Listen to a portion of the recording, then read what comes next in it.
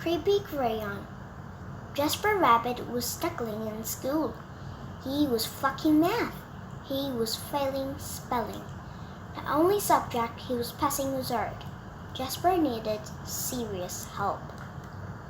That's when he found the crayon. It was purple, pointy, and perfect. And somehow it looked happy to see him.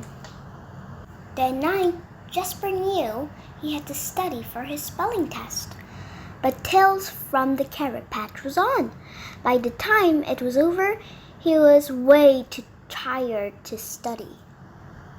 The test was a disaster. Jasper couldn't remember how to spell a single word. That's when he noticed something strange. Jasper picked up the crayon. Immediately, he spelled all the words correctly. When he got his test back, he got an A+ and a sticker. The crayon looked pleased. Creepy but cool. After dinner, Jasper settled in to play Bunny Brawl 3. "Math homework first," said Dad. "Fine," moaned Jasper. That's when he saw it, scrawled in peculiar purple penmanship. 3 hours later, he fell asleep, his game in one hand, the purple crayon in the other. When Mrs. Lopshire announced a surprise math quiz, Jasper panicked. He reached for a pencil, but instead, his hand wrapped around the crayon. Suddenly, math seemed easy. He knew when to carry the 1. He knew when to borrow from the bigger numbers. It was like the crayon knew exactly what to do. After the quiz, he saw it written on his backpack. Jasper felt a shiver go up his spine.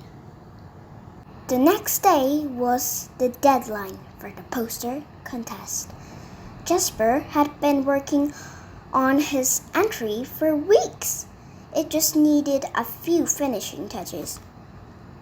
The purple crayon rolled across the table, all by itself, but Jasper ignored it. "Don't ignore me!" He scrubbed the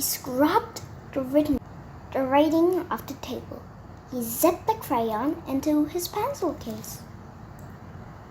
He tried to forget all about the crayon. But when he woke up, his precious artwork was better than ever. It was a horrifying masterpiece in purple. "Fantastic work!" cried Mr. Happy Pot. "You should be very proud." But Jasper didn't feel proud. He felt eked out, freaked out, creeped out. When he got home, Jasper descended into the deepest, darkest corner of his basement. He put the crayon in a dusty box and locked it tight. He went to bed feeling much better. But when he woke up the next day, there on the mirror, "You need me," in his pencil case, the creepy crayon, and it looked happy to see him. That day, Jasper got all A+. It was terrible. Enough was enough! Jasper snapped the creepy crayon in two. He melted it in the microwave, and he threw the mess into the garbage. He drifted to sleep that night, feeling relieved. But when he woke up, there on his wall, it was a mirror of him graduating elementary school with straight A's, and worst of all, it was really well drawn. And next to it, the creepy crayon, purple, pointy, and perfect. All day, no matter what Jasper did, the creepy crayon was there, looking oh so pleased.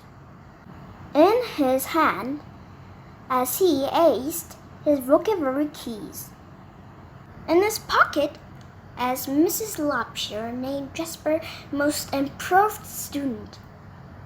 In the crowd, as the school celebrated Jasper in a special assembly, things were spinning out of control. Jasper couldn't take it anymore. When he got home, he ran straight to the toilet, and he drew the crayon in. It just floated there, spinning slowly. It did not look happy to see him. And then Jasper saw it, scribbled inside a bowl. But Jasper dared. That evening, Tales from the Carrot Patch was on. Jasper studied for his spelling test. His eyes kept returning to his pencil case. No creepy crayon. He flugged the toilet lid up. No creepy crayon. He got into bed, nervously watching his walls. No creepy crayon. During the test, Jasper spelled ocean wrong, but he spelled courage right. He got a C+. It was glorious. It wasn't an A, but it was his. He headed home from school that day, finally feeling free. Far, far away was an old sewer pipe. Out and away floated the purple crayon. Slowly, silently, it drifted for days and weeks.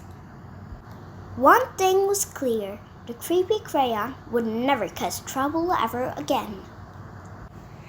Except that's when Elliot Pelican spotted the creepy crayon.